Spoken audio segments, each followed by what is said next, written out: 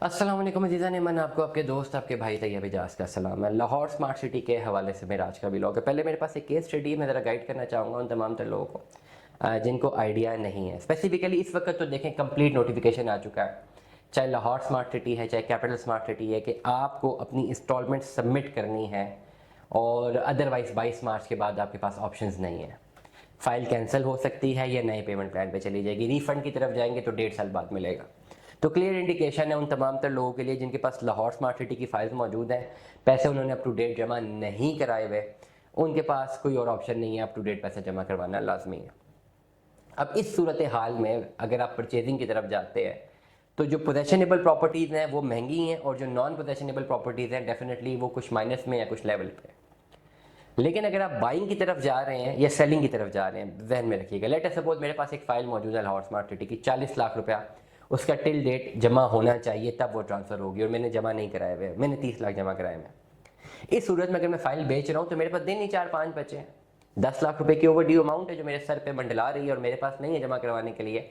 मैं फ़ाइल बेच रहा हूँ और अगर मैं फ़ाइल बेच रहा हूँ और वो पोजेशनेबल या डेवलप जगह पे नहीं है तो डेफिनेटली वो फ़ाइल माइनस में। और अगर वो फ़ाइल माइनस में जा रही है तो क्लाइंट ढूंढना 4-5 दिन में मुश्किल है कि वो पहले आके आपसे फ़ाइल ले, फिर वो पेमेंट जमा करवाए, फिर ट्रांसफ़र ले, और प्लॉट भी पोजेशनेबल नहीं है। हाँ, अगर पोजेशनेबल प्लॉट है, ऑन ग्राउंड है, देन सूरत हाल डिफरेंट है। क्लैरिटी के साथ बता रहा हूँ कि इस वक्त जो लोग पैनिक कर रहे हैं ना लाहौर स्मार्ट सिटी में, जो पैसे जमा नहीं करवा रहे, कैंसिलेशन के डर से पैनिक कर रहे हैं कि जी हमने बेचनी है, वो और मार्केट को डाउनवर्ड की तरफ लेके जा रहे हैं। एटलीस्ट ओवर ड्यू अमाउंट जितनी भी ओवर ड्यू है, सिवाय एक किसके जहाँ तक मेरे पास नोटिफिकेशन है, कैपिटल का नोटिफिकेशन है, कैसे लाहौर पे भी सेम इसी तरह इंप्लीमेंट हो रहा है। अगर नहीं हो रहा तो आप मुझे व्हाट्सएप करके बता सकते हैं। मेरे पास जो नॉलेज है वो ये इस वक्त कि आपको अपनी कंप्लीट पेमेंट जमा करवानी है। अब इस वक्त बहुत सारे ऐसे लोग हैं जो परचेजिंग की तरफ जाते हैं और उनको नहीं पता कैसे हैंडल करना है। अब मैं आपको एक और एग्जांपल देता हूँ।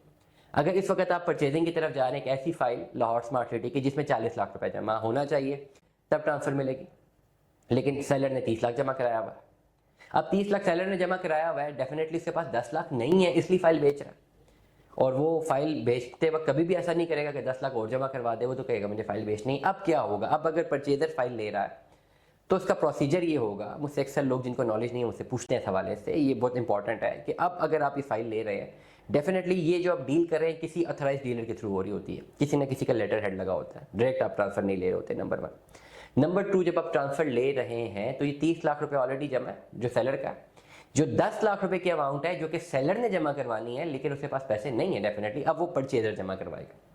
जब परचेजर 10 लाख रुपए जमा करवाएगा तो 10 लाख रुपए ये डेफिनेटली परचेजर के नाम से जमा होंगे, चलान भी परचेजर के नाम का निकलेगा, और जो ट्रांसफर डीड बनती है उस पर लिखा होगा कि ये परचेजर, ये जो डीड लगी होगी उस पर मेंशन होता है कि पैसे आपने जमा करवाए, और ट्रांसफर डीड जब निकलती है उसमें आपका नाम लिखा होता है, ट्रांसफर प्रोसेस में चली जाती है फाइल। अब इस सूरत में अगर सेलर पैसे आपको फाइल ट्रांसफर नहीं करता, बैक ऑफ करता है, तो उसमें वो जिम्मेदार होता है वो डीलर, वो जो बीच में जिसका लेटर हेड लगा हुआ है, उसके बगैर नहीं हो सकता, फाइल फंस जाएगी। तो जो लोग ऐसे हैं जो समझते हैं कि नहीं हम परचेजर की जगह अगर पैसे जमा करवा भी दें सेलर की जगह, कल को वो ट्रांसफर ना दे, क्या ये मुमकिन है? ऐसा बिल्कुल मुमकिन नहीं है, क्योंकि ये ट्रांसफर किसी अथोराइज डीलर के थ्रू हो रही होती है, वो जामिन होता है बीच में, और अगर बीच में वो पैसे नहीं करता या वो जो है बैक ऑफ कर देता है सेलर, तो फाइल फंस गई। आपके पास राइट है, आपके पास चलान होता है, भाई पैसे मैंने जमा करवाए हैं, फाइल की ट्रांसफर रोक देते हैं आप लोग, क्योंकि चलान आपके नाम से जमा होता है, ट्रांसफर डीड पे दोनों के नाम लिखे होते हैं सेलर परचेजर के। वो ट्रांसफर डीड कैंसिल करवानी पड़ती है उस पर्टिकुलर अथोराइज डीलर को अपने लेटर हेड पे, और अगर वो लेटर हेड पे लिखेगा तो रीज़न देगा और बताएगा कि जी इसके अगेंस्ट कोई पेमेंट्स नहीं है।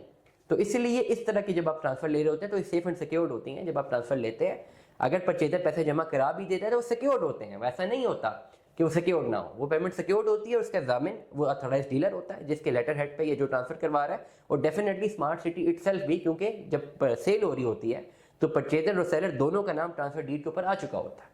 दुआ में याद रखिएगा, अपना बहुत सारा ख्याल रखिएगा। स्टे ट्यून में 10 अल्लाह हाफ़िज़।